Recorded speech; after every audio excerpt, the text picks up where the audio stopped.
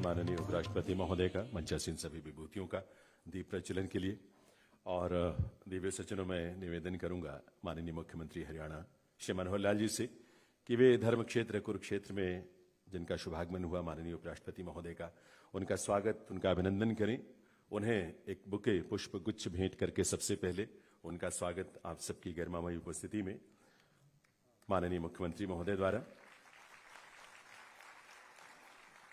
और साथ ही एक स्मृति चिन्ह भी है। महाभारत के युद्ध में जो रथ कपिध्वज के रूप में जिसे जाना गया, वही कपिध्वज का प्रतिरूप एक स्मृति चिन्ह के रूप में मुख्यमंत्री महोदय माननीय उपराष्ट्रपति महोदय को भेंट कर रहे हैं।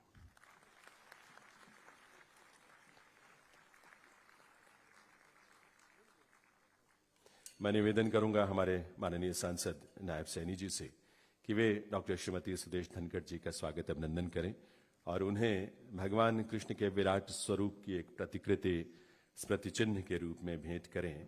श्री नायब सैनी जी, सांसद महोदय।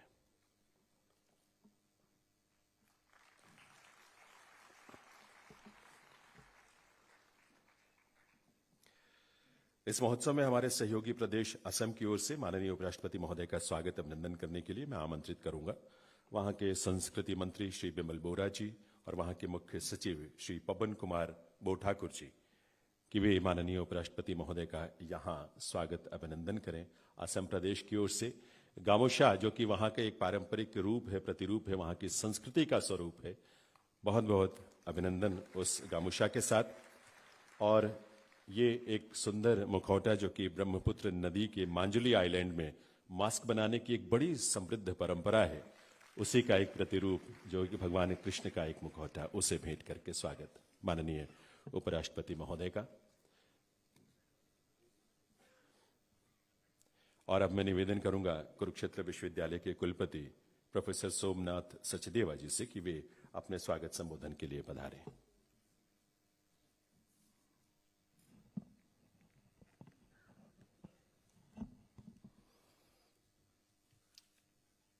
अंतर्राष्ट्रीय गीता महोत्सव पर कुरुक्षेत्र विश्वविद्यालय एवं कुरुक्षेत्र डेवलपमेंट बोर्ड द्वारा आयोजित इस 3 दिवसीय 8वीं अंतर्राष्ट्रीय गीता संगोष्ठी के शुभ आरंभ पर आप सभी सम्मानित महानुभावों का बहुत बहुत स्वागत करता हूं।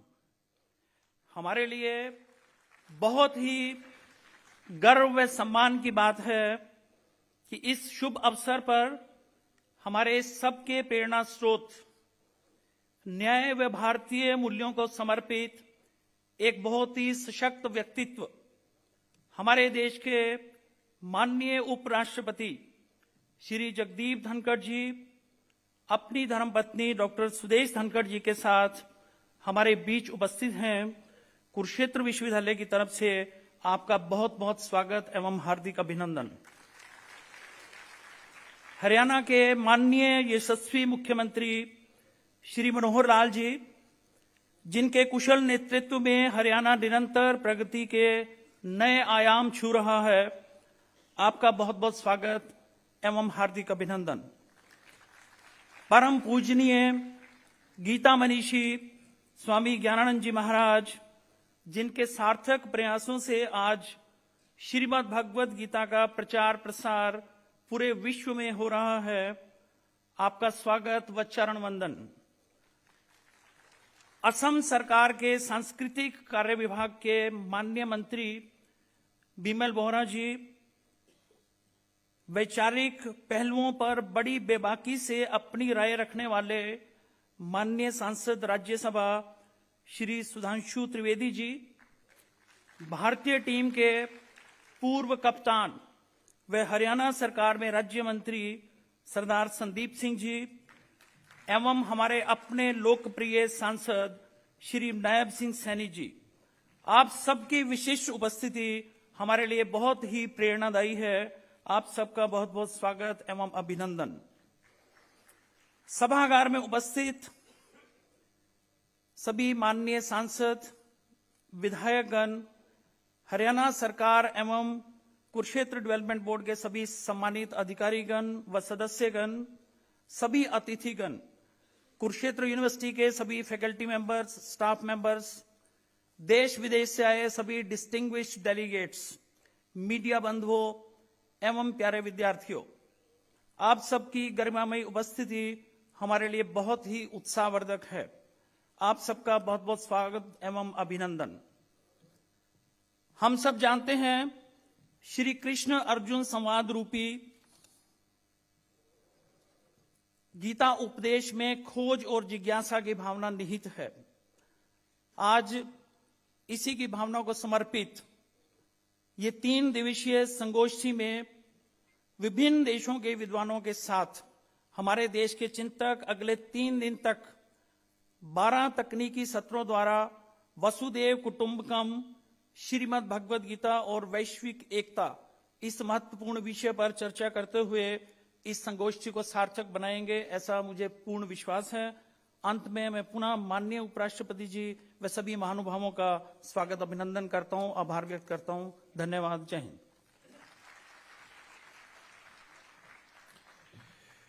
दिव्य सज्जनों, अंतर्राष्ट्रीय गीता जयंती 2023 के अवसर पर कुरुक्षेत्र विश्वविद्यालय और कुरुक्षेत्र विकास बोर्ड ने इस वर्ष जो अंतर्राष्ट्रीय संगोष्ठी आयोजित की है, उसका विषय है वसुधैव कुटुंबकम, श्रीमद् भगवद गीता और वैश्विक एकता। इस 8वें अंतर्राष्ट्रीय गीता सेमिनार में जो शोध पत्र हमें प्राप्त हुए हैं, उसका संकलन एक सॉवनियर के रूप में तैयार किया गया है, जिसके editor professor Dinesh Gupta, souvenir director professor Tejinder Sharma और deputy director professor Vanita Dhingra से, इन तीनों से मैं निवेदन करूंगा कि वो मंच पर आकर इस सॉवनियर का, इस स्मारिका का विमोचन माननीय उपराष्ट्रपति महोदय के करकमलों से करवाएं। इस 8वें अंतर्राष्ट्रीय गीता सेमिनार में 448 शोधकर्ताओं को रजिस्टर किया गया और इसमें 300 लघु शोध पत्र और 150 पूर्ण शोध पत्र हमें प्राप्त हुए, जिसका संकलन इस सॉवनियर में किया गया है। और इसमें USA, Canada, Uzbekistan, Japan, Kyrgyzstan और इंडोनेशिया से भी सहभागिता है। माननीय उपराष्ट्रपति महोदय उसका विमोचन कर रहे हैं।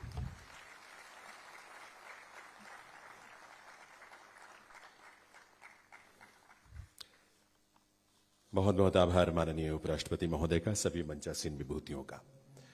दिव्य सज्जनों, भारतीय चिंतन और चेतना को अपने अकाट्य तर्कों और तथ्यों के साथ दुनिया भर में बहुत सशक्त ढंग से रखने वाले एक विचारक, विश्लेषक और बहुमुखी प्रतिभा के धनी राज्यसभा सांसद डॉक्टर सुधांशु त्रिवेदी जी, जिनकी गरिमामयी उपस्थिति है, मैं उनसे निवेदन करूंगा कि वे इस अवसर पर अपने संबोधन के लिए पधारें। डॉक्टर सुधांशु त्रिवेदी जी।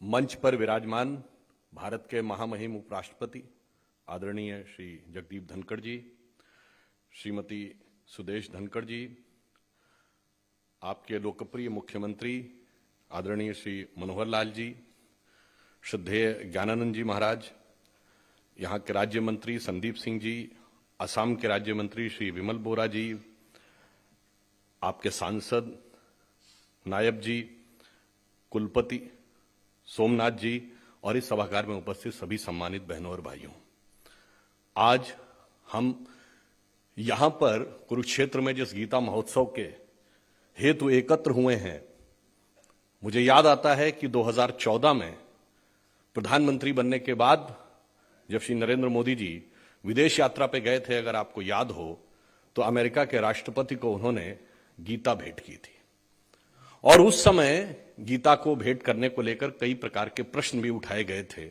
परंतु अगर आपको ध्यान हो तो यही कुरुक्षेत्र में जो गीता का महोत्सव 1989 से चलता था, 2014 में ही प्रधानमंत्री जी ने यह विचार किया कि अब यह भव्य रूप में कुरुक्षेत्र में गीता का महोत्सव होना चाहिए। और जब मनोहर लाल जी आपके मुख्यमंत्री बने तो 2016 से यह अब भव्य रूप में मनाया ही नहीं जा रहा है, उत्तरोत्तर उभरता हुआ विश्व को मार्गदर्शन देने का मार्ग प्रशस्त कर रहा है। स्थान तो पवित्र है ही, और समय क्या है? मार्गशीर्ष का महीना। अगर आपको ध्यान हो कि गीता में भगवान कृष्ण ने जो भिन्न भिन्न उदाहरण दिए हैं कि मैं इसमें ये हूं, उसमें ये हूं, तो उन्होंने कहा मासों में मैं मार्गशीर्ष हूं, यानी महीनों में, मंथ्स में मैं मार्गशीर्ष हूं, और ये मार्गशीर्ष का महीना है। फिर ये भी अगर ध्यान हो तो उन्होंने क्या कहा कि भगवान के नामों में मैं क्या हूं? उन्होंने कहा प्रणवों में मैं ओंकार हूं।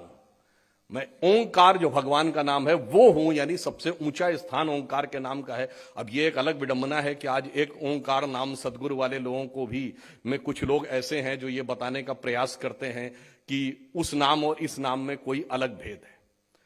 फिर अचानक मेरे मन में एक विचार आता है कि आप सबको याद हो कि जापान में जो, जैसे कुंग फू का नाम आप सबने सुना होगा, वो चाइनीज मार्शल आर्ट है। जैपनीज मार्शल आर्ट को क्या कहते हैं? अगर आप सबने ध्यान दिया हो तो उसको कहते हैं jujutsu. Jujutsu Japanese martial art है। ये शब्द कहां से निकला है? ये सब आपने सुना है, इस वाक्य को अवश्य सुना है। ये वाक्य है कि जब गीता का प्रथम श्लोक क्या बोला गया, धर्म क्षेत्रे कुरुक्षेत्रे समवेता युयुत्सव। ये जो संस्कृत का युयुत्सु शब्द है, जिसका अर्थ होता है युद्ध के लिए तैयार हो जाना, यानी पोजीशन ले लेना, उसी से अपभ्रंश होकर यह जापानीज भाषा में जुजुत्सु शब्द निकला है, जो कि वहां की मार्शल आर्ट में स्टांस लेने के लिए प्रयोग किया जाता है। तो इसका अर्थ यह हो गया कि हमारे ज्ञान का प्रभाव कितना दूर तक है। एक और उदाहरण, हमने अभी मां सरस्वती की प्रतिमा के ऊपर माल्यार्पण किया, तो जापान में भी एक देवी है जिनका नाम है बैजेंटीन। वो कहलाती हैं गॉडेस ऑफ विजडम। हाथ में उनके वीणा है, बैठती है लोटस पे। अब ये बताने की जरूरत नहीं है कि वो किस देवी का स्वरूप होगा। तो ये मैं सिर्फ इसलिए मैंने आपको बताने का प्रयास किया कि हम किस प्रकार का ज्ञान का प्रसार, और गीता वह ग्रंथ है जिसे लगभग 82 भाषाओं में अनुवादित किया जा चुका है, जिसमें 65 जो हैं वो भारत के बाहर की भाषाएं हैं, और अभी अन्य अन्य भाषाओं में अनुवाद करने का विचार और यह प्रयास चल रहा है। परंतु यह प्रेरणा किस चीज की देती है? मैं एक उदाहरण जो मैं पूर्व में भी बोल चुका हूं, पुनः उसका स्मरण करा देना चाहता हूं। एटम बम की खोज जिस वैज्ञानिक ने की थी, रॉबर्ट ओपेनहाइमर, जब 16 जुलाई 1945 को ट्रिनिटी बॉम्ब का एक्सप्लोजन हुआ, यानी पहला सफल परमाणु परीक्षण हुआ अमेरिका में, तो उसने उस विस्फोट को देख के कहा कि मुझे श्रीमद् भगवत गीता का वो श्लोक याद आता है जिसमें भगवान कृष्ण कहते हैं, यदि सृजन भी मैं हूं तो संहार भी मैं हूं। और ये ऐसे नहीं था, रॉबर्ट ओपेनहाइमर ने 1933 से संस्कृत सीखनी शुरू कर दी थी और उसके बाद वह गीता से प्रभावित था। इससे आप समझ सकते हैं कि गीता किस प्रकार के लोगों को कितनी दूरी तक, और एक तो मैंने पश्चिमी छोर के देश का उदाहरण दिया अमेरिका का, और एक पूर्वी क्षेत्र के, एक्सट्रीम पूर्वी क्षेत्र के जापान का उदाहरण दिया। इससे आप समझ सकते हैं कि हम आज जिस उद्देश्य के लिए एकत्र हुए हैं, यह उद्देश्य का प्रभाव कितना व्यापक और प्रभावशाली होने जा रहा है। मैं अधिक समय न लेते हुए सिर्फ इतना कहना चाहूंगा कि आज भारत का अब समय का उदय हो रहा है। प्रधानमंत्री श्री नरेंद्र मोदी जी ने 15 अगस्त 2022 को जो कहा था कि ये अमृत काल है, और अमृत काल के जो 5 संकल्प थे उनमें से जो पहले 2 संकल्प थे, पहला क्या था, अमृत काल समाप्ति 2047 तक भारत को विकसित राष्ट्र बनाना है, और दूसरा था गुलामी की मानसिकता के हर प्रभाव से मुक्त करना है, और तीसरा था कि संस्कृति की विरासत पर गर्व करना है। तो हम उस विरासत को समझें और गर्व करें। और बाद में उन्होंने कहा था यही समय है, सही समय है। तो यह समय भारत का आ गया है। बस इतना समझ लीजिए कि भगवान कृष्ण ने जब पूरा उपदेश गीता का दे दिया था, उसके बाद भी क्या अर्जुन को कॉन्फिडेंस आ गया था? नहीं आया था। उसने कहा कि महाराज वो सब तो ठीक है, परंतु इतने बड़े बड़े योद्धा यहां पे हैं, मैं कैसे जीतूंगा? तो भगवान ने अपना विराट रूप दिखाया था, और विराट रूप दिखाने के बाद कहा था देखो ये तय है, तुम्हें सिंहासन पर बैठना है और बाकी भूमि में होंगे। तो वो कहते हैं जब ये सब तय ही है तो फिर इसके लिए किस बात का रक्तपात करना, पलक झपकाइए और मैं वहां हूंगा और ये यहां। तो उन्होंने कहा मिलेगा तो, मगर मिलेगा कर्म के सिद्धांत के अनुसार ही। इसलिए भगवान ने नियति का दृश्य दिखाना तो शुरू कर दिया है भारत के लिए, बस हम सबको उस दिशा में कर्म करना पड़ेगा, और फिर एक भारत श्रेष्ठ भारत का मार्ग प्रशस्त होने से कोई नहीं रोक सकता। और वो ज्ञान का स्रोत हमारे धर्म ग्रंथों में इस रूप में है, जिसका मैंने रॉबर्ट ओपेनहाइमर का तो उदाहरण दिया, इरविन शॉडिंगर जैसे वैज्ञानिक, वर्नर हाइजेनबर्ग जैसे वैज्ञानिक, नील्स बोर जैसे वैज्ञानिकों ने जिससे प्रेरणा ली। तो मैं अटल जी की कविता की उस पंक्ति के साथ समाप्त करता हूं, जिसमें उन्होंने कहा था कि हिंदू तनमन हिंदू जीवन रग रग मेरा हिंदू मेरा परिचय। उन्होंने कहा था हम एकमात्र देश हैं जो ज्ञान के सांसारिक विकास का भी मार्ग प्रशस्त करते हैं और परमार्थिक विकास का भी। तो उन्होंने कहा था कि मैं अखिल विश्व का गुरु महान, देता विद्या का अमर दान, मैंने दिखलाया मुक्ति मार्ग, मैंने सिखलाया ब्रह्म ज्ञान, मेरे वेदों का ज्ञान अमर, मेरे वेदों की ज्योति प्रखर, मानव के मन का अंधकार क्या कभी सामने सका ठहर, मेरे स्वर नभ में गहर गहर, सागर में के जल में छहर छहर, इस कोने से उस कोने तक कर सकते जगती सौरभ में, हिंदू तनमन हिंदू जीवन रग रग हिंदू मेरा परिचय। और एक पंक्ति और कह देता हूं, हम इस समय वर्ल्ड के बिगेस्ट नेशन हो चुके हैं in terms of population. We are youngest nation in terms of population, but this is not full truth, this is half truth. We are the oldest civilisation और रिचेस्ट नेशन बनना हमारा लक्ष्य है।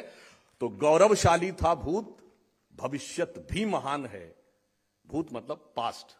गौरवशाली था भूत, भविष्यत भी महान है, अगर संभालें आप उसे जो वर्तमान है। धन्यवाद।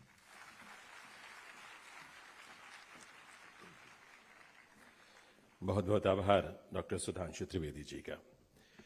दिव्य सज्जनों, जियो गीता के प्रणेता, गीता मनीषी परम पूज्य स्वामी ज्ञानानंद जी महाराज जी का मार्गदर्शन और प्रेरणा हम सबको सदैव मिलता ही हमारा सौभाग्य है। इस अवसर पर मैं उनसे निवेदन करूंगा, प्रार्थना करूंगा, अपना शुभाशीष हम सबको दें।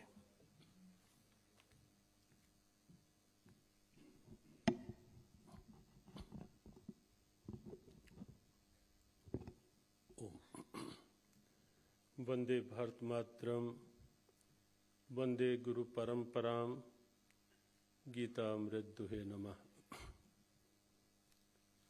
श्रीमद् भगवद गीता की उपदेश स्थली धर्म क्षेत्र कुरुक्षेत्र, मार्गशीर्ष मास, मासाना मार्गशीर्षोहम, श्री गीता जयंती के पावन पर्व की दिव्यता, आयोजित अंतर्राष्ट्रीय गीता महोत्सव और त्रिदिवसीय जो गीता मंथन, गीता संगोष्ठियां, उसका ये शुभारंभ श्रीमद् भगवद गीता सदन कुरुक्षेत्र विश्वविद्यालय। यहाँ उपस्थित भारत के माननीय उपराष्ट्रपति, श्रीमद् भगवद गीता के कर्म योग के आदर्श श्री जगदीप धनखड़ जी, जो सपत्नीक यहाँ उपस्थित हैं, और अंतर्राष्ट्रीय गीता महोत्सव में उनकी प्रथम उपस्थिति अभिनंदनीय, वंदनीय। योगा कर्मसु कौशलम के जीवंत उदाहरण हरियाणा के कर्मठ मुख्यमंत्री श्री मनोहर लाल जी, सभी उपस्थित शुभेच्छुजन, समुपस्थित सभी सज्जन वृंद, मातृशक्ति। कुरुक्षेत्र की धर्मधरा जो लैंड ऑफ महाभारत, युद्ध की भूमि के रूप में जानी जाती रही है, सत्य भी है, महाभारत का युद्ध यहीं हुआ था, कुरुक्षेत्र में है। लेकिन यह भी सत्य है और भारत का गौरव है कि युद्ध के उस वातावरण में से, अशांति के उस वातावरण में से भी शांति और सद्भाव का उद्घोष हुआ था श्रीमद् भगवद गीता के रूप में इसी धरा पर। विश्व के बहुत से चिंतक, विचारक, वैज्ञानिक इस बात को लेकर चकित होते हैं कि युद्ध की भूमि में, अशांति के वातावरण में शांति का संदेश, लेकिन भगवान श्री कृष्ण की दूरदर्शिता। वो जानते थे कि शांति की आवश्यकता अशांति में ही तो होगी। वो जानते थे कि दुर्भावनाएं जहां होंगी तो वहां आवश्यकता पड़ेगी सद्भावनाओं की, और इसलिए जब जब ऐसा होगा तब तब श्रीमद् भगवद गीता की प्रेरणाएं एक समाधान के रूप में सामने होंगी। आज पूरे विश्व का दृश्य देखें और तब की महाभारत की स्थिति देखें तो लगता है कि कहीं ना कहीं तनाव बढ़ रहे हैं, दबाव बढ़ रहे हैं, दुर्भाव बढ़ रहे हैं, अशांति बढ़ रही है। कहीं किसी प्रकार की समस्याएं, कहीं किसी प्रकार की आशंकाएं, कहीं युद्ध की विभीषिकाएं समूची मानवता के आगे चुनौती प्रस्तुत करती दिखती हैं। समाधान कहाँ है, क्या है? हमें स्मरण हो रही है पूर्व राष्ट्रपति श्री एपीजे अब्दुल कलाम की वो पंक्तियां जो उन्होंने नालंदा विश्वविद्यालय में संभवतः जीवन के अंतिम अपने उद्बोधन में वहां जो पंक्तियां कही, क्योंकि वो स्वयं भगवद गीता के अच्छे अध्येता रहे, उन्होंने वहां कहा कि विश्व को यदि शांति और सद्भाव चाहिए तो गीता के मार्ग को अपनाना होगा, गीता के मार्ग पर विश्व को चलना ही होगा, कोई विकल्प दिखता नहीं है। वसुदैव कुटुंबकम, ये भारत की धरा का निकला हुआ उद्घोष जो पूरे विश्व की आवश्यकता, और पिछले दिनों में G20 के समय में भारत की इस दिव्यता वसुधैव कुटुंबकम ने पूरे विश्व में एक प्रेरणा की अलख जगाई, आशा की किरण दिखाई कि कहीं यदि ऐसे वातावरण में भी ये विश्व बंधुत्व, वर्ल्ड एज वन फैमिली, समूचा संसार एक परिवार, ये धारणा कहीं से हो सकती है साकार, तो भारत धरा से, और वो भारत की संस्कृति, सनातन की प्रतिनिधि इस दिव्यता से जो श्रीमद् भगवद गीता के रूप में है। एक ऐसे समय में जबकि फिर से कुछ अनुकूल ब्यार प्रारंभ हुई है और सूर्य के आगे से बादल छटने प्रारंभ हुए हैं, फिर से सूर्य का आलोक अनुभव किया जा रहा है। अनुकूल ब्यार में कहीं श्री राम मंदिर की दिव्यता, और हम सब जानते हैं अंतर्राष्ट्रीय गीता महोत्सव के साथ साथ 23 दिसंबर को गीता महोत्सव और 22 जनवरी को हम एक और उत्सवीय आनंद ले रहे होंगे जब 22 जनवरी को हमारे प्यारे प्रभु राम लला भव्य दिव्य मंदिर में विराजित हो रहे होंगे। और निश्चित ये समय कहीं धारा 370 हटी, कहीं काशी कॉरिडोर, कहीं अयोध्या की दिव्यता, कहीं केदारनाथ, कहीं भारतीय संस्कृति की, जैसा अभी आदरणीय सुधांशु जी ने बात कही कि संस्कृति अपने गौरव को फिर से पहचाने, और हमें लगता है वो समय इस समय हमारे सामने है। और उसी में ही अंतर्राष्ट्रीय गीता महोत्सवों की ये सुबास जो कुरुक्षेत्र की धरा से पूरे विश्व तक, अनेक देशों तक पहुंची, वसुदैव कुटुंबकम की दिव्यता को लेकर के ये साकार हो। अंतर्राष्ट्रीय गीता महोत्सव उसकी एक दिव्यता की पूरे विश्व में प्रेरणा बने। इन्हीं शुभ इच्छाओं के साथ मंच को, वाणी को विराम। ओम शांति।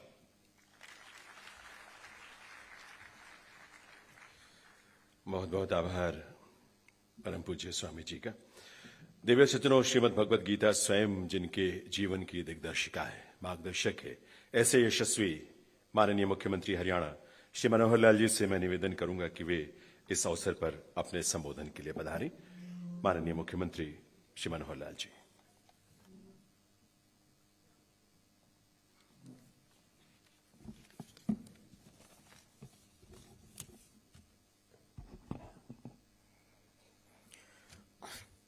देश के माननीय उपराष्ट्रपति माननीय श्री जगदीप धनखड़ जी, आदरणीय डॉक्टर सुदेश धनखड़ जी, गीता मनीषी स्वामी ज्ञानानंद जी महाराज, हरियाणा के हमारे आप आदरणीय ज्ञानानंद जी महाराज, असम के हमारे संस्कृति मंत्री श्री विमल बोहरा जी, सांसद श्री सुधांशु त्रिवेदी जी, सांसद कुरुक्षेत्र श्री नायब सिंह सैनी जी, असम के मुख्य सचिव श्री पवन कुमार बोरठाकुर जी, कुरुक्षेत्र विश्वविद्यालय के कुलपति प्रोफेसर सोमनाथ जी, उपस्थित सभी अन्य सज्जनवृंद, उपस्थित भाइयों बहनों, बहुत ही ये प्रसन्नता का विषय है आज मेरे लिए खासकर कि लगातार 8वां वर्ष ये हो रहा है कि जब अंतर्राष्ट्रीय स्तर का ये गीता जयंती का समारोह हो, हम कुरुक्षेत्र में लगातार 2016 से इसी स्वरूप में मनाते आ रहे हैं। और ये और अच्छा विषय है कि हम इस प्रकार की संगोष्ठियों के माध्यम से गीता का यानी गीता का संदेश देश और दुनिया में कैसे जाए, गीता का महत्व ये दुनिया को हम कैसे बता सकें, इस प्रकार की संगोष्ठी के माध्यम से हम लोग लगातार करते हैं।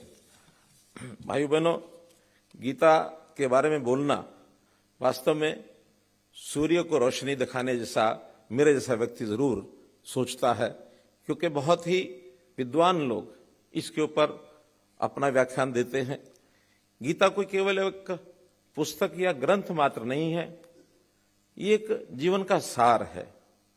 और मैं ये कहता हूं कि ये सार्वभौमिक है, सार्वकालिक है।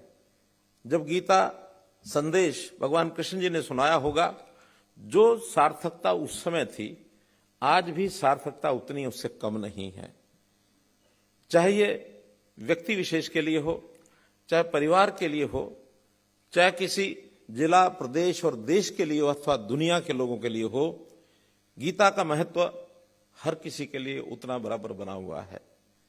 क्योंकि गीता ऐसा शाश्वत संदेश देती है जो मनुष्य के स्वभाव के साथ जितना उथल पुथल मचता है, उसको ठीक करने के लिए, विश्व को सुखी बनाने के लिए, उसको शांति के रास्ते पर ले जाने के लिए, और एक प्रकार से गीता का महत्व ये हमको ध्यान में आता है। जब दो नागरिक आपस में विवाद कर बैठे, एक दूसरे से उलझते हैं, तो उनका फैसला तीसरा आदमी शायद करा लेता है। हमारी शासनिक प्रशासनिक व्यवस्थाएं भी ऐसी हैं। दो परिवार लड़ते हैं, दो गांव के लोगों के बीच में मतभेद हो जाते हैं, दो जिले आपस में किसी प्रकार की कोई बात आपस में कर बैठते हैं, तो हमारी प्रशासनिक व्यवस्थाएं सब संभाल लेते हैं। लेकिन जब दुनिया का ऐसा स्वरूप, जो पूरी दुनिया एक इस नाते से कि एक इकाई के रूप में रहने की जिसकी आवश्यकता, वहां अगर देशों के बीच में कोई कन्फ्लिक्ट होता है तो कई बार संभालना बड़ा मुश्किल हो जाता है। और स्वाभाविक ये भी है कि आपस में छोटी इकाइयां, क्योंकि प्रतियोगी इकाइयां एक दूसरे के साथ होती हैं, भाइयों में हर कोई एक दूसरे से आगे निकलने की कोशिश करता है, जिले और प्रदेश एक दूसरे से आगे निकलने की कोशिश करते हैं। स्वस्थ प्रतियोगिता में कोई बात नहीं है, लेकिन जब संघर्ष हो जाए और उस संघर्ष में बड़ी इकाई सिर पर बैठी है तो शायद संभाल लेगी, लेकिन विश्व के अंदर संघर्ष हो जाए तो कोई ऐसी प्रशासनिक इकाई ऐसी नहीं है जो सबको बाध्य कर सके कि आपको इस दिशा में चलना, किसी को दंडित कर सके। वहां समझ बनानी पड़ती है एक दूसरे की। ये ठीक है, प्रशासनिक तौर पर भले ही यूएनओ एक इकाई है, लेकिन यूएनओ का कोई ऐसा वैधानिक देश के ऊपर बंधन नहीं है कि यूएनओ कोई आपको किसी देश को दंडित कर सके। आपसी समझ देशों में बनेगी तो विश्व एक इकाई के रूप में शांति की ओर आगे बढ़ेगा। अब इसके लिए विचार और संस्कार ये भी आखिर कहीं से आगे बढ़ाने के लिए अगर उसमें विचार करेंगे तो सबसे बढ़िया आज कोई साधन है तो वो गीता है। गीता के माध्यम से हम दुनिया को दिशा दे सकते हैं। विश्व को एक करने के लिए विश्व में एक दिशा और एक संदेश देने के लिए बहुत सी संस्थाएं ऐसी बनी हुई हैं।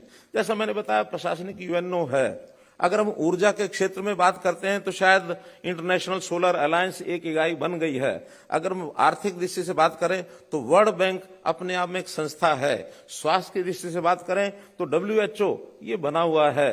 और इसी प्रकार से अलग अलग संस्थाएं, ट्रेड के नाते से WTO ये संस्था एक आगे काम कर रही है। खेलों के नाते ओलंपिक्स ये अपना महत्व बनाए हुए हैं, जो दुनिया को एक दूसरे देशों के नजदीक लेकर के आते हैं।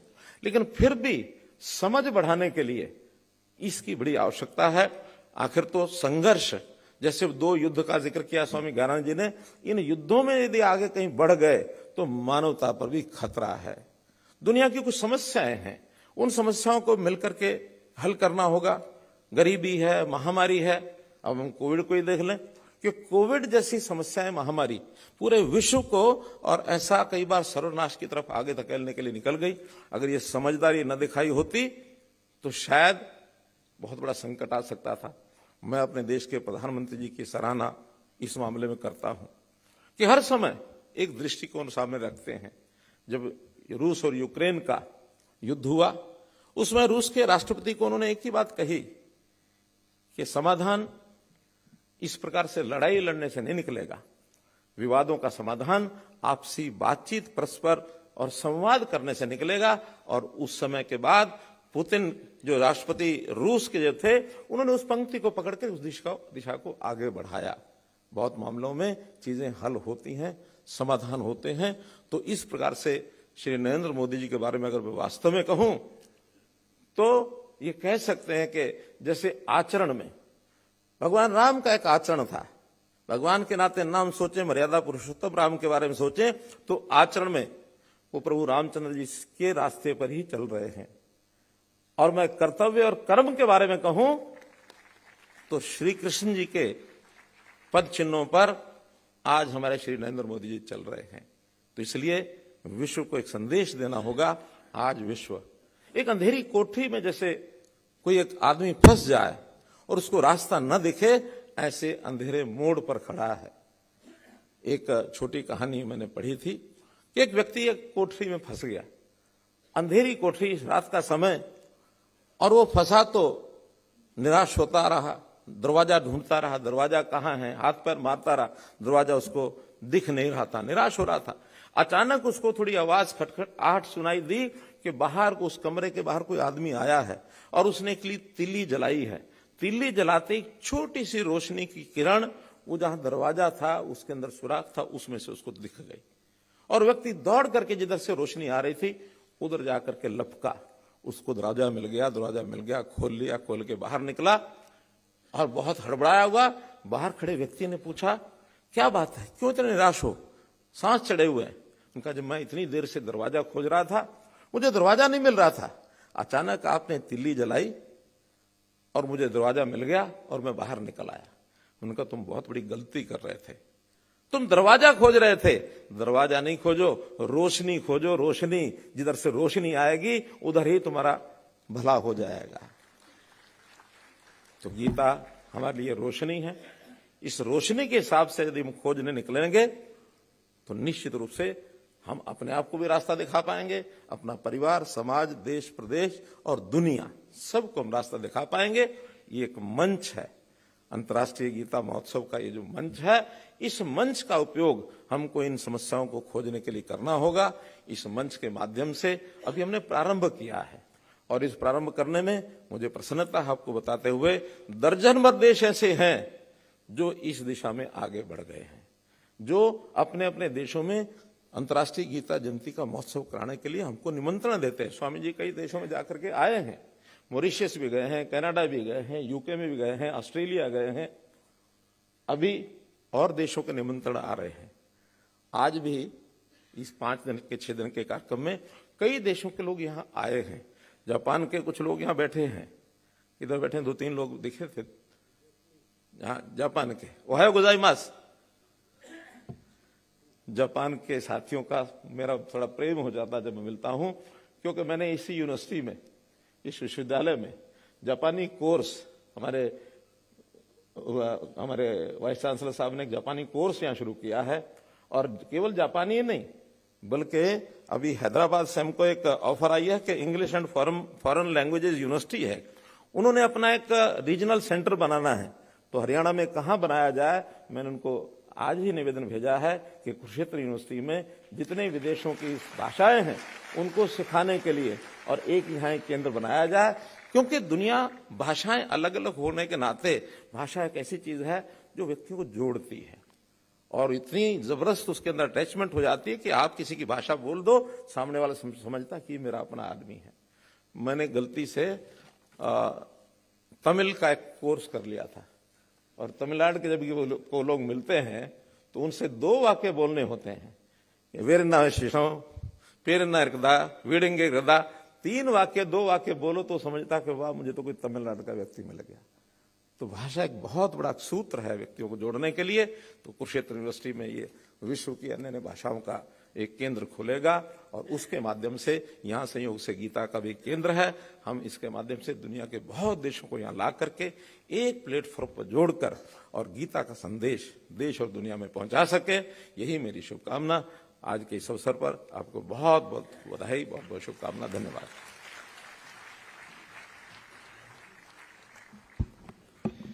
बहुत बहुत आभार माननीय मुख्यमंत्री महोदय का।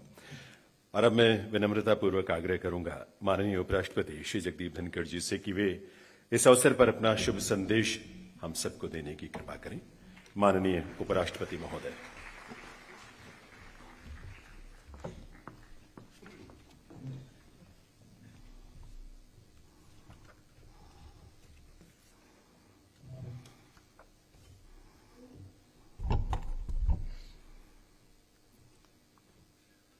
My greetings to all of you. Honorable Chief Minister of Haryana, Shri Manohar Lal Khattar जी, अपने उद्बोधन में उन्होंने एक बात कही, गीता पर बोलने का हर किसी का अधिकार नहीं है, आदमी को बहुत ही प्रखंड होना पड़ता है। इस कैविएट को मैं समझ गया। I don't have those credentials.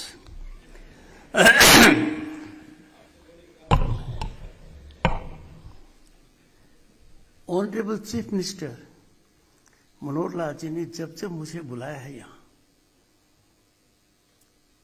वो मेरे लिए बहुत ही एक अद्भुत अनुभव का विषय बना है। हर बार मैं यहाँ से एनर्जाइज्ड, इंस्पायर्ड और मोटिवेटेड होकर जाता हूं। मुझे देश के करीब करीब हर प्रांत में जाने का मौका मिला है। यहाँ की बात ही कुछ अजीब है, ये मैंने महसूस किया है।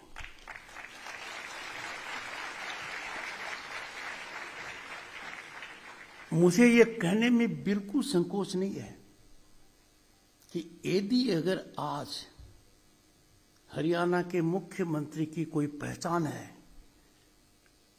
आज यदि अगर मुख्यमंत्री लोगों के लिए मनोहर है, उसका एक कारण है, ये गीता के अनुयायी हैं।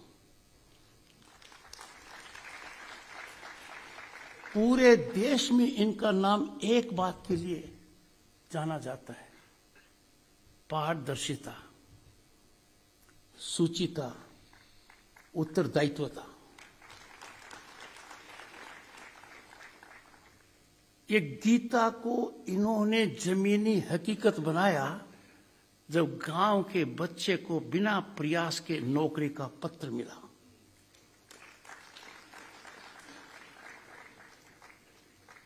He is a foot soldier of Gita philosophy. और ये कोई आसान काम नहीं है।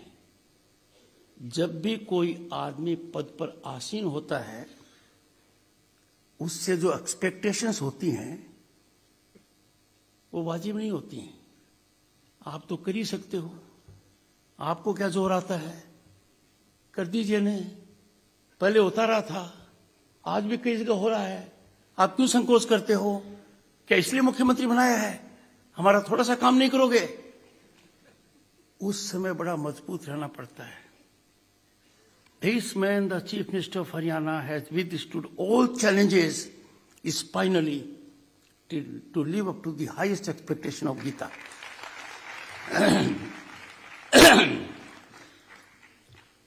ज्ञानानंद जी महाराज ने, पहले तो उनका नाम ही ज्ञान आनंद, संक्षिप्त व्यक्तित्व में, बहुत संक्षिप्त व्यक्तित्व था इनका, पर पूरा सार हमारे सामने रख दिया. गीता की फिलॉसफी की आवश्यकता भी रख दी और चैलेंजेस भी रख दिए. मन करता है और माननीय मुख्यमंत्री जी इसको साकार करेंगे कि मेरी ज्ञानानंद जी महाराज जी से लंबी चर्चा हो, तो मेरा तो फायदा होगा ही, पर पद की वजह से वो फायदा व्यापक स्तर पर भी होगा. ऐसा मुख्यमंत्री जी करेंगे, ऐसा मेरा अनुरोध है. आज के कार्यक्रम की एक खास बात है. प्रधानमंत्री जी जब आए 2014 में, तो उन्होंने देश को देखा कि हमारे देश का जो ईस्टर्न पार्ट है वो उतना विकसित नहीं है जितना दूसरे हिस्से हैं. तो उन्होंने कहा look east, act east. Look east की पॉलिसी की शुरुआत 90 के दशक में हुई थी. I was elected to Lok Sabha in 1989 and was privileged to be a union minister then. पर एक्ट ईस्ट की ये हुई. आपने इसमें एक नया आयाम जोड़ दिया है.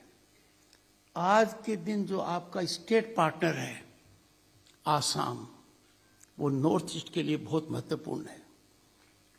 Participation of Assam is a very qualitative, significant development, and it will catalyze situation about Gita in that part of the world where it is most needed.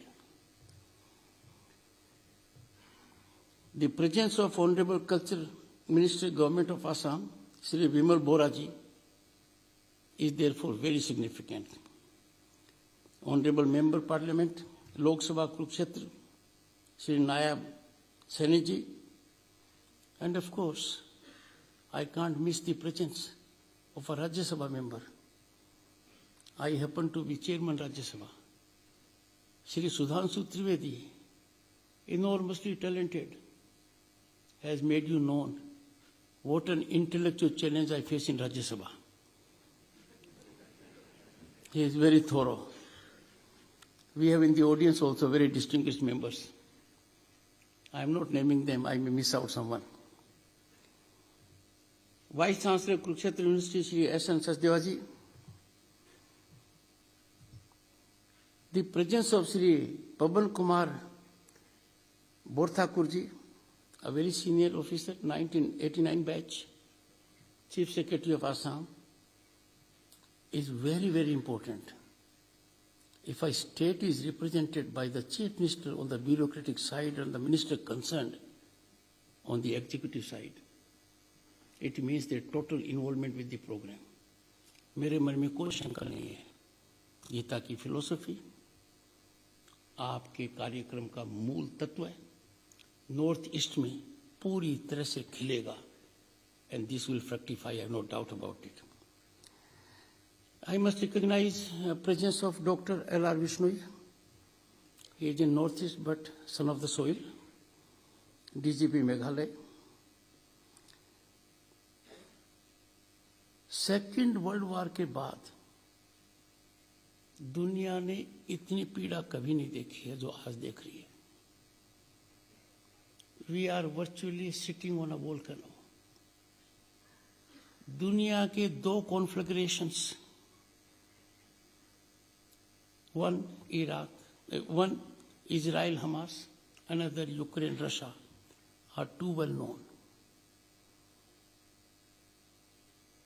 Gita कि फिलोसफी की relevance is as relevant today as never before. और भारत के प्रधानमंत्री श्री नरेंद्र मोदी जी ने, जैसा कि माननीय मुख्यमंत्री जी ने कहा, 2 हिस्टोरिक स्टेटमेंट्स दिए हैं। पहला स्टेटमेंट था उनका करीब 1.5 साल पहले, we are not living in an era of expansion. कोई देश अपनी सीमा एक्सपेंड करना चाहे तो that era is gone. But in saying so, India's Prime Minister took pride. This country, never in its history, has thought of expansion. We have suffered invasions. We have suffered incursions of all kinds. पर भारत में रहने वाला न तो किसी राजा ने, न भारत ने कभी भी एक्सपेंशन को अपनी पॉलिसी किया है। We have never believed in it. And second, जब दुनिया के सामने 2 बड़े मुद्दे थे, तो प्रधानमंत्री जी ने, टेकिंग गाइडेंस फ्रॉम गीता, उन्होंने कहा हर संभव प्रयास होना चाहिए to avoid war through dialogue and diplomacy. Gita में यह पराकाष्ठा पर गया था, यह भूमि साक्षी है इसकी। No effort was spared by Lord Shri Krishna to ensure that there be no war. But once this becomes inevitable, तो भी भगवान श्री कृष्ण ने ज्ञान दिया, और ज्ञान अर्जुन को दिया जो हमको आज सोचने की आवश्यकता है। और भारतवर्ष की प्रेजेंट जो गवर्नेंस है, इसको मैं गीता गवर्नेंस कह सकता हूं। भगवान श्री कृष्ण ने कहा, अर्जुन आपके सामने कौन है? रिश्तेदार होंगे, जानकार होंगे, गुरुजन होंगे, प्रियजन होंगे, मित्रजन होंगे। पथ भ्रष्ट मत हो, कर्तव्य को मत छोड़ो, कर्तव्य को करते रहो। भारत के प्रधानमंत्री श्री नरेंद्र मोदी आज यही कर रहे हैं, और इसी का नतीजा है कि जो प्रजातंत्र का मूल मंत्र है कि कानून के सामने सब बराबर हैं, पर कहां थे पहले? कुछ लोग अपने को कानून से बहुत ऊपर मानते थे। उनका सोच था, अधिकार था सोचने का। ऐसा वो सोचते थे कि कानून हमारा क्या कर सकता है, कानून तो हमारे हिसाब से चलेगा, हम कानून के दायरे में कैसे आ सकते हैं। इतना बड़ा बदलाव आया कि आज के दिन कानून के शिकंजे से कोई बाहर नहीं है। ये ग्राउंड रियलिटी है। I can assure you to achieve this is not easy. It was a formidable challenge from those who were established, those who had a great support system in the system and outside. But आज के दिन हम sir ऊंचा करके कह सकते हैं कि गीता गवर्नेंस है, सब कानून के सामने बराबर है। कानून का नोटिस मिले, कानूनी प्रक्रिया अपनाओ। ये जो संस्कृति बनी है कि कानून का नोटिस मिले हम सड़क पर आ जाएंगे, ये भारत की संस्कृति नहीं है, ये गीता का सार नहीं है, ये हमारे संविधान का सोच नहीं है। इसलिए मैं कहता हूं कि ये कार्यक्रम हो रहा है 2016 से, ये कार्यक्रम व्यापक हो रहा है। It needs to be more expanded, क्योंकि यदि अगर आज भारत उस गति से विकास कर रहा है, आप समुद्र को ले लीजिए, कभी सोचा नहीं था विक्रांत हम खुद बनाएंगे, फ्रिगेट्स हम खुद बनाएंगे, सबमरीन हम खुद बनाएंगे, मैं डिफेंस की बात कर रहा हूं, जमीन पर आ जाइए। हमारे यहां जहाज का निर्माण होगा तेजस, हमारे यहां हेलीकॉप्टर होगा, हमारे डिफेंस कॉरिडोर्स होंगे। थोड़ा आसमान पर आइए, हम देख रहे हैं क्या कुछ हो रहा है। We go to space, we have reached moon, our Chandrayaan 3 has landed on the south pole of moon, a feat accomplished by no other nation. हमने चांद पर तिरंगा और शिव शक्ति पॉइंट कर दिया। इतना जब विकास होता है और आर्थिक प्रगति एक ऐसी इंक्रीमेंटल ट्रेजेक्टरी पर है कि हम लगातार उन देशों को पीछे छोड़ रहे हैं जिनकी तरफ हम देखते थे कि उनके यहां क्या है। कनाडा को हमने पीछे छोड़ दिया, यूके को हमने पीछे छोड़ दिया, फ्रांस को हमने पीछे छोड़ दिया। आज हम 5वीं महाशक्ति बन गए। अब बारी है जापान और जर्मनी की। By all standards by 2030 will be third largest global economy. ये ऐसे ही नहीं होएगा। There will have to be systemic governance and the bedrock, the spine of that systemic governance has to be a philosophy etched in our history. हमारी सांस्कृतिक विरासत के अंदर वो मूल मंत्र है। अच्छी बात यह है कि उस मूल मंत्र को आज हम फॉलो कर रहे हैं। भारत के संविधान का जब निर्माण हो रहा था, और मैं ज्यादा इसलिए जानकार हूं इस बात का, 3 साल तक मैं पश्चिम बंगाल का राज्यपाल रहा हूं। जो उसके अंदर मिनिएचर्स हैं संविधान के अंदर, उनके अंदर गीता की बात है, उनमें भगवान श्री कृष्ण हैं। मैं तो कई बार सोचता हूं कि आजादी के बाद भारत के संविधान में नए चैप्टर्स ऐड हुए हैं। पार्ट 9 पंचायती राज को लेकर, पार्ट 9 कैपिटल ए म्युनिसिपैलिटीज को लेकर ऐड हुए हैं। उन पर कोई मिनिएचर नहीं है, क्योंकि मिनिएचर के नाम पर आज एकमत होना मुश्किल है। We are so divisive. Gita teaches us unity because Gita is firmed up on sublimity. इसलिए गीता का पाठ आज के दिन हमारे लिए बहुत जरूरी है, and we must follow it. मुझे ये अति प्रसन्नता है कि 1989 में जिला स्तरीय उत्सव के रूप में इसकी शुरुआत हुई थी। मान्यवरीय संयोग का विषय है। वकालत करते करते मैं भटक गया और 1989 में लोकसभा का सदस्य निर्वाचित हो गया। मैं तो खैर इतना बड़ा नहीं बन पाऊंगा कभी भी जितना बड़ा ये कार्यक्रम बना हुआ है, but this is a pleasant coincidence. पर जो मुझे जानकारी मिली, मुझे बड़ा अच्छा लगा कि technology is being employed to ensure that your deliberations reach every nook and corner of the world. और आजकल टेक्नोलॉजी का इतना आलम है कि it has entered our office, our bedrooms. Disruptive technology जिनको हम कहते हैं, मशीन लर्निंग,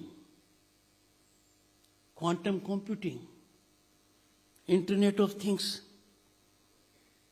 आपको जानकर अच्छा लगेगा कि पहले हम इंतजार करते थे कि टेक्नोलॉजी का विकास कहीं होगा, फिर वो लोग बना लेंगे, फिर हम उनसे खरीद लेंगे, अपनी कीमत पर हमें बेचेंगे, अपने समय पर बेचेंगे और उतना ही कंट्रोल करेंगे जितना वो कर सकते हैं। आज भारत दुनिया के गिने चुने देशों में है जो इन टेक्नोलॉजीज के लिए बहुत तीव्रता से काम कर रहा है। क्वांटम कंप्यूटिंग के लिए 6,000 करोड़ का बजट एलोकेट किया है। दूसरा, ग्रीन हाइड्रोजन के लिए 19,000 करोड़ का बजट एलोकेट किया है। आप और हमारे लिए तो 5G और 6G इस फोन तक सीमित है। पर जो यंग बॉयज एंड गर्ल्स हैं, they know it's enormous power. Bharat गिने चुने देशों में है जिसने 6G के डेवलपमेंट को 2 हिस्सों में बांटा। 2025 से 2030 जो सेकंड खंड है, दूसरा खंड, वो इसका कमर्शियलाइजेशन है। क्रांति आ जाएगी। मशीन लर्निंग शब्दों पर मत जाइए। आजकल एक छोटी सी खबर चिंगारी की तरह फैल जाती है। 1 मिनट में लाखों रिएक्शंस आ जाते हैं। Machine learning is a technology that can crystallise, dissect, give you a point of view. मेरे कहने का मतलब यह है कि गीता के सार को यदि नहीं मानेंगे, मोह में पड़ जाएंगे, एक दूसरे के हित को देखने लगेंगे, तो फिर हम भटक जाएंगे। इसीलिए भगवान श्री कृष्ण ने कहा था, कर्म करो, कर्म करते रहो, फल आएगा, पर फल को दृष्टि में रखकर कर्म मत करो। जो ही आप फल को प्राप्त करने के लिए कर्म करोगे, you will be deviating from the path of righteousness, and that I am sure नहीं होना चाहिए। आपके यहां चर्चा ज्यादा गहराई की होगी, पर गीता एक अद्भुत ग्रंथ है, धार्मिक ग्रंथ है, दार्शनिक ग्रंथ है, नैतिक ग्रंथ है, जीवन दर्शन का ग्रंथ है। हर समस्या का हल देता है, अपने को अंदर से मजबूती देता है। It instils us in us a deep sense of work is worship. We must do it with sublimity and spirituality. We must do it for all and not for us only. And this was reflected friends, और मुझे देखकर यह बहुत अच्छा लगा, क्योंकि मैं उस कार्यक्रम का हिस्सा रहा हूं। हमारा G20 साधारण G20 नहीं था। G20 का footfall was there in every state, every union territory, 60 locations in Bharat, 200 interactions। और उसके अंदर क्या मैसेज गया? भारत के प्रधानमंत्री ने बहुत बड़ा कदम उठाया। वासुदेव कुटुंबकम को उन्होंने दुनिया के पटल पर रखा। उस प्रधानमंत्री ने रखा जिसने देश को योग दिवस दिया, 21 जून को हर साल मनाया जाता है। उस महान व्यक्तित्व ने जिसने अर्थव्यवस्था को बदलने के लिए यूनाइटेड नेशंस पर प्रभाव डाला, इंटरनेशनल मिलेट ईयर, मोटे अनाज के बारे में, उन्होंने दुनिया को मैसेज दिया वासुदेव कुटुंबकम का। G20 की थीम थी one earth, one family, one future. और क्यों नहीं, मैं कुरुक्षेत्र में हूं। गीता का ज्ञान यहां से शुरू होता है। 130 करोड़ से ज्यादा की जनता कोविड के सामने परेशान थी, कोविड की चपेट में थी। उस समय भी भारत ने दुनिया के 100 देशों को मदद की। कुछ लोगों ने टिक्का टिप्पणी की, हमारी संस्कृति को समझते नहीं है वो, उनका हाजमा कुछ कमजोर है भारत के विकास को लेकर, भारत की संस्कृति को लेकर, भारत के उत्थान को लेकर, भारत के उत्कृष्ट अचीवमेंट्स को लेकर। उन लोगों के जब शासन अध्यक्ष मेरे से मिलते हैं, वो कहते हैं what is important is not your assistance, what is significant is that you were facing a problem and you were thinking about us. ये वासुदेव कुटुंबकम का ही दायरा है कि भारत के प्रधानमंत्री ने G20 में अफ्रीकन यूनियन को एक सदस्य बनाया। गीता क्या कहती है? इंक्लूसिव रहिए, bring about development of all, a development that is multifaceted, और डेवलपमेंट जो आपकी प्रतिभा को पूरी तरह से निखारने में आपकी मदद करता है, ये कर दिखाया। अफ्रीकन यूनियन का जोड़ना छोटा कदम नहीं है, क्योंकि उससे पहले यूरोपियन यूनियन थी।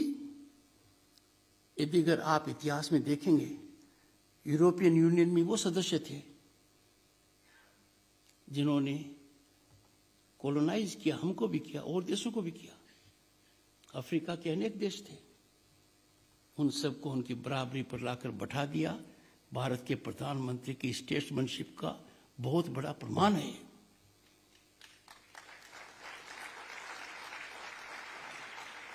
दुनिया में एक बहुत बड़ा देशों का समूह है जिसको कहते हैं ग्लोबल साउथ। पहले किसी ने नाम ही नहीं सुना था। And they account for 2/3 of the GDP of the world. Bharat became their voice, क्योंकि ये भी गीता का सार है। मेरा आपसे यही कहना है कि जब हमारे पास इतनी बड़ी पूंजी है,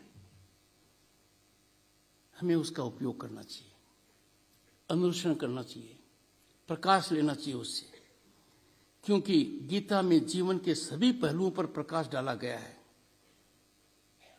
जो बहुत स्पिरिचुअल है। You will find reflections about आत्मा, परमात्मा, भक्ति, कर्म, जीवन, इन सब का है। यहां आकर मुझे एक बात और लगी है कि आज के दिन भारत की विकास यात्रा एक बहुत बड़ा महायज्ञ है। इस महायज्ञ को संपूर्ण करने के लिए हर भारतीय की आहुति की आवश्यकता है। कोई न कोई आहुति इसमें जरूर दे, और वो सक्षम है। आज के दिन हर भारतीय को एक संकल्प करना चाहिए, I will always keep my nation first. जैसे गीता में कहा गया था, धर्म के पाथ से कभी नहीं विचलित होंगे। ये ऑप्शन नहीं है, ये कॉन्स्टिट्यूशनल मैंडेट है। हमारे सिविलाइजेशन इथोस का निष्कर्ष है that we will always believe in our nation, we will be proud citizens of this nation, and we will take pride in our historic achievements. मैंने स्वयं देखा है 1989 का क्या हाल है, लोकसभा में था। 90 का क्या हाल है, मैं केंद्र में मंत्री था। सोने की चिड़िया कहलाने वाला देश अपने सोने को हवाई जहाज से स्विट्जरलैंड के 2 बैंकों में गिरवी रखना पड़ा। हमारा फॉरेन एक्सचेंज 1 या 2 बिलियन के बीच में झूल रहा था। मैंने आज ही प्रातः खबर ली है कि पिछले 2-4-5 दिन में बढ़ोतरी $4 बिलियन की हुई है। हमारा रिजर्व 600 बिलियन से ज्यादा है। ये सब एक ही बात से है कि जो गत वर्षों से हमारी शासन व्यवस्था है उसको आप गीता गवर्नेंस कह सकते हो। पहले क्या होता था, we used to be on the back foot. रूढ़िवादी कहते थे लोग कि आप क्या बात कर रहे हो। कोई ऐसा साइंटिफिक एकम्प्लिशमेंट आज तक नहीं हुआ है जिसका जिक्र किसी न किसी सेंस में आप हमारे सिविलाइजेशनल स्क्रिप्चर्स में, सिविलाइजेशनल वर्क्स में नहीं पाओगे। आज के दिन यदि अगर स्वास्थ्य की बात करें तो अथर्ववेद के बारे में कितना कुछ लिखा गया है, पर हम भटक गए थे। We were totally in favour of one type of medicine. कितना सुखद लगा होगा आप सबको जब 2014 में आयुष मंत्रालय बना पहली बार। हमारे ज्ञान के भंडार का उपयोग हुआ। कोविड के अंदर लोगों ने भरपूर उपयोग किया। मेरा कहने का मतलब यह है, हमें असमंजस की स्थिति में नहीं होना चाहिए। किसी भी परिस्थिति में ऐसा ही नहीं होना चाहिए। ये सुधांशु जी ने कहा, हम most populous country in the world है। हम बहुत यंग भी हैं पर एक बात से मैं असहमत हूं कि will be the richest. We are the richest. इस रिचेस्ट का आप अंदाजा लगाइए. दुनिया अचंभित है कि भारत में बहुत से लोग जो फॉर्मली एजुकेटेड नहीं हैं, वो स्मार्टफोन का कितना उपयोग करते हैं. ग्राउंड रियलिटी है. बिजली पानी के बिल की लंबी लाइनें खत्म, रेलवे टिकट की खत्म, पासपोर्ट की बात आती है तो गांव में कोई न कोई मदद कर देगा. और कितना फायदा है कि हमारे द्वारा डेवलप किया मैकेनिज्म यूपीआई सिंगापुर और देश फॉलो कर रहे हैं. हमारे लोगों की प्रतिभा का अंदाजा लगाइए कि 60 के दशक में हमारा सैटेलाइट जब पहली बार लॉन्च हुआ, वो किसी और की मशीन पर हुआ. आज हम सैटेलाइट लॉन्च करते हैं यूएसए के भी, यूके के भी, सिंगापुर के भी. ये हमारा अचीवमेंट है आज के दिन. आज के दिन हम दुनिया के अग्रणी देशों में हैं सोच में. पर थोड़ी सी स्थिति हमारी तब होती है जब मोर देखता है, नाचता है तो प्रसन्नचित्त होता है. पर मोर के सामने तो पांव की तरफ देखता है तो उसको थोड़ी परेशानी होती है. हमारी भी दिक्कत है. हम में से कुछ सुजोनित तरीके से या नासमझी की वजह से एंटी नेशनल नैरेटिव्स को फ्लोट करने में आनंद लेते हैं. ऐसा नहीं होना चाहिए. आप इसको कुंठित कीजिए. It is a covid virus that has to be neutralised. Gita आपको क्या देती है, मैं एक छोटी सी कहानी बताकर समाप्त करता हूं. एक बूढ़ी महिला थी, वो अंधी थी, बीमार थी. जवान बेटा था और जवान बेटा कमाई नहीं कर रहा था. जवान बेटे की शादी भी नहीं हो रही थी. वो संकटों से पूरी तरह घिरी हुई थी. ऐसा ही महसूस कर रही थी. डिस्पोंडेंसी के अंदर थी. रास्ता नहीं दिख रहा था. ऐसी हालात थी जो 10 साल पहले अपने देश की थी. निराशा में डूबे हुए थे. भ्रष्टाचार का बोलबाला था. पारदर्शिता दूर तक नहीं थी. पेट्रोनेज चलती थी. ऐसा ही वातावरण उस महिला के सामने था. भगवान प्रकट हुए और कहा कि एक वचन मांगो. क्या वो अपनी आंख मांगे? क्या वो अपना स्वास्थ्य मांगे? क्या वो बेटे की नौकरी मांगे? क्या वो बेटे की शादी मांगे? उस महिला के सामने गीता का ज्ञान आया और उसने कहा, सोने की थाली में पोते को हंसता खेलता दिखा दे. आज हमारे देश का यही हाल है. We are a world power. We stand for peace. We stand for harmony. We stand for global stability. We want to take our Bharat in 2047 at peak when we have centenary of celebration. हमारा अमृत काल हर दृष्टि से, हर मापदंड पर हमारा गौरव काल है और हमें प्रसन्नचित्त होना चाहिए. माननीय मुख्यमंत्री जी, ये पहला आपका कार्यक्रम है जिसमें मुझसे कोई प्रश्न नहीं पूछा है. नहीं, बातचीत में हिसार एग्रीकल्चर यूनिवर्सिटी गया तो मैं दंग रह गया. मेरी जाति के एक बुजुर्ग और उनकी धर्मपत्नी ने कहा, माने मोदी हूं मिला दे. मैंने कहा, मोदी जी से मिलकर क्या करोगे? बोला, पूछेंगे कि आपको ढूंढा कैसे उन्होंने. पर आज आप ऐसा नहीं कर रहे हैं. आज नहीं मिल रहे. नमस्कार. बहुत बहुत आभार। देवी सज्जनों, आइए हम सब आपसे निवेदन करें, अपने स्थान पर खड़े हो आप सभी राष्ट्रगान के लिए।